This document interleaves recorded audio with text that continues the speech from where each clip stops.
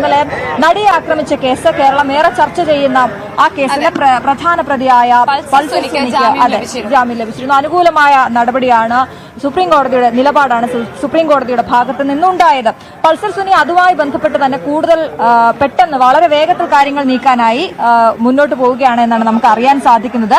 അതുകൊണ്ട് തന്നെ സുപ്രീം കോടതി നേരത്തെ പറഞ്ഞത് വിചാരണ കോടതി തീരുമാനിക്കുന്ന വ്യവസ്ഥകളോടെ ജാമ്യം നൽകാമെന്നായിരുന്നു സുപ്രീം കോടതി കഴിഞ്ഞ ദിവസം ഉത്തരവിട്ടിരുന്നത്. ഇതിന്റെ വിശദാംശങ്ങൾ നൽകാനായി ഡാനി പോൾ ചേരുകയാണ്. Dani, very good morning from Thrissur. ഇന്ന് പുലിക്കളിയുടെ ആവേശം പ്രേക്ഷകരിലേക്ക് എത്തിക്കാൻ ഞാനും ഷംനയും അനുമോദും നമ്മുടെ ക്യാമറാമാൻമാരും എല്ലാം ഉള്ളത് തൃശൂരിലാണ്. അപ്പോ പൾസർ സുനി വളരെ വേഗത്തിൽ തന്നെ മുന്നോട്ട് പോകുന്നു നടപടിക്രമങ്ങളുമായി ബന്ധപ്പെട്ട് എന്നാണ് നമുക്ക് മനസ്സിലാക്കാൻ കഴിയുന്നത്. എന്തൊക്കെയാണ് അത് സംബന്ധിച്ച വിശദാംശങ്ങൾ? Good morning Shamna, good morning.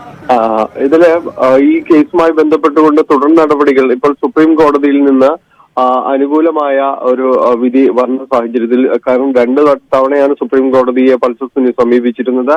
ഇപ്പോൾ ഇത്തവണ അതിൽ പൾസർ സുനിക്ക് അനുകൂലമായി ജാമ്യം നേടിയിരിക്കുന്നു.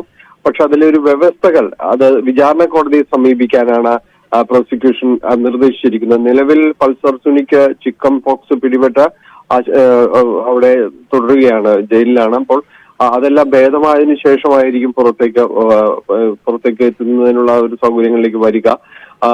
അപ്പോൾ ഇതിലൊരു വ്യവസ്ഥകൾ അതിനു മുൻപ് വിചാരണ കോടതി സമീപിച്ചുകൊണ്ട് പ്രോസിക്യൂഷൻ നിരത്തും. അത് കർശനമായ വ്യവസ്ഥകൾ വെക്കാൻ തന്നെയാണ് സാധ്യതയുള്ളത്. കാരണം പലതവണ ഇതിന്റെ അപേക്ഷയെ എതിർക്കുമ്പോൾ പറഞ്ഞിരുന്നത് പൾസർ സുനി പുറത്തു വരുമ്പോൾ അത് വളരെ നിർണായകമാകും, ഈ കേസിന്റെ നടത്തിപ്പ് അടക്കമുള്ള കാര്യങ്ങളെ സ്വാധീനിക്കും, വലിയ രീതിയിൽ കേസ് അട്ടിമറിക്കപ്പെടാനുള്ള സാധ്യതയുണ്ട് എന്നടക്കമുള്ള കാര്യങ്ങൾ പലതവണ ചൂണ്ടിക്കാണിച്ചാണ്. സ്വാഭാവികമായും അതെല്ലാം ചൂണ്ടിക്കാണിച്ചുകൊണ്ട് തന്നെ മാധ്യമങ്ങളോടടക്കം അത്തരം കാര്യങ്ങളിൽ നിയന്ത്രണം ഏർപ്പെടുത്തുന്നതും അല്ലെങ്കിൽ സംസാരിക്കരുത് എന്നതടക്കമുള്ള വ്യവസ്ഥകൾ സ്വാഭാവികമായും മുന്നോട്ട് വരും.